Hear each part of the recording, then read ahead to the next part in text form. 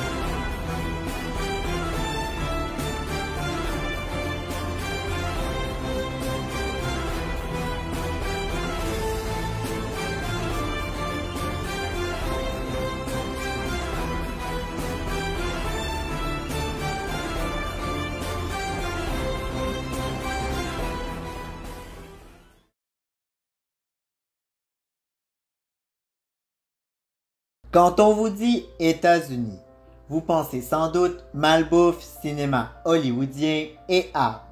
Mais avez-vous déjà réfléchi à pourquoi les Américains aiment tant les armes?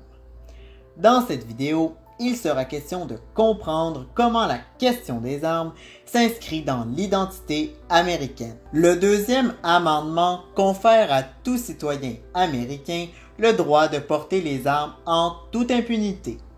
Pour comprendre pourquoi il affecte autant l'identité américaine, il faut commencer par jeter un œil au contexte historique et politique de son adoption.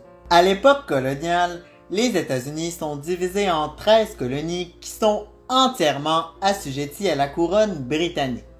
Leur soumission à l'Angleterre est telle que les colons ne peuvent se constituer une armée et n'ont aucun droit de parole sur les lois qui les régissent.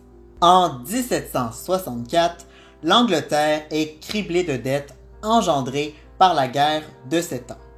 Afin de remédier aux finances du royaume, le gouvernement britannique adopte des lois qui taxent les colonies sur le sucre, les timbres et le thé. Or, ces biens sont très prisés par les colons qui les consomment en masse et qui considèrent être injustement taxés puisque la couronne ne leur accorde aucun droit de représentation au sein du Parlement britannique. Les colons s'insurgent, ce qui donne lieu à une révolution qui mène en 1783 à l'indépendance des États-Unis d'Amérique. C'est ainsi qu'en 1789, les pères fondateurs adoptent le deuxième amendement qui garantit au peuple américain le droit de se constituer une milice et de porter les armes en cas de force majeure. Cet amendement vise à assurer que le jeune pays ne soit plus jamais assujetti à un quelconque gouvernement qui se voudrait tyrannique. Pour continuer la réflexion sur la question des armes aux États-Unis, il est nécessaire de dire quelques mots sur l'histoire du pays et sur son rapport à l'autre. Tout au long de leur histoire, les États-Unis ont développé une peur de l'autre qui a contribué à instaurer puis à enraciner l'importance de porter les armes dans la culture américaine. À l'époque coloniale, les colons sont amenés à défendre leurs terres contre l'Indien, cet autre dont il faut se méfier. À la Révolution, les Américains sont invités à prendre les armes contre l'Anglais, cet autre qu'il faut abattre pour que vive la nation. Plus tard, durant la guerre de sécession, l'autre à combattre, c'est l'esclave noir, à qui il ne faut surtout pas accorder la liberté et contre qui il faut prendre les armes. Durant les Premières et Deuxième Guerres mondiales, l'autre, c'est subséquemment l'impérialiste, puis le fasciste. Pendant la guerre froide, l'autre, c'est le communiste. Et après les attentats du 11 septembre 2001, c'est le djihadiste. Depuis l'élection de Donald Trump, l'autre, c'est à la fois l'immigrant et la Chine. Mais plus encore, aujourd'hui, avec les tueries de masse, l'autre, c'est devenu n'importe qui. Un voisin, une connaissance, un collègue. Bref, il y a toujours un autre de qui il faut se méfier et la meilleure façon d'assurer sa sécurité et celle de ses proches est de porter les armes afin de parer à toute éventualité.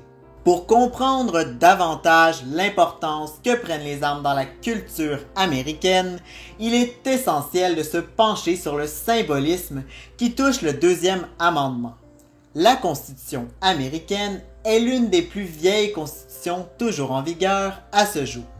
Or, ce qui vieillit passe à l'histoire et ce qui passe à l'histoire devient sacré.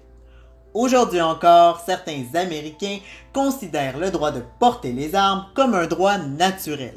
Et certains militants du deuxième amendement vont jusqu'à dire que le droit de porter les armes est inaliénable, tout comme celui de vivre.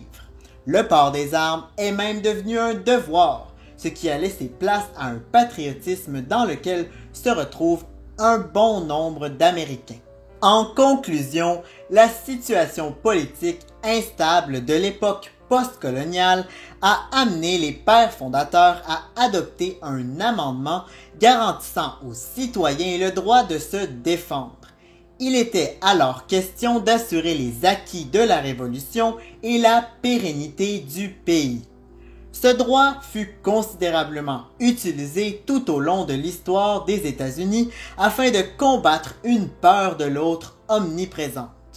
Les Américains accordant un grand symbolisme à leur constitution, le deuxième amendement est aujourd'hui devenu indissociable de l'identité américaine. Voilà ce que j'avais pour vous aujourd'hui. J'espère que vous avez aimé la vidéo et surtout que vous avez appris des choses. Si jamais vous vous demandez comment je suis arrivé à cette thèse, eh bien sachez que toutes les sources sont en barre de description et c'est la même chose pour toutes mes capsules historiques. Si vous avez aimé la vidéo, n'hésitez pas à me le faire savoir en mettant un petit pouce bleu ou en vous abonnant à la chaîne. Dites-moi aussi dans les commentaires si vous êtes d'accord ou non avec ma thèse, ça m'intéresserait beaucoup de le savoir. Sur ce, je vous dis, portez-vous bien, écrivez bien pour ceux qui écrivent et à la prochaine! I'm sorry. I don't want to be an emperor. That's not my business.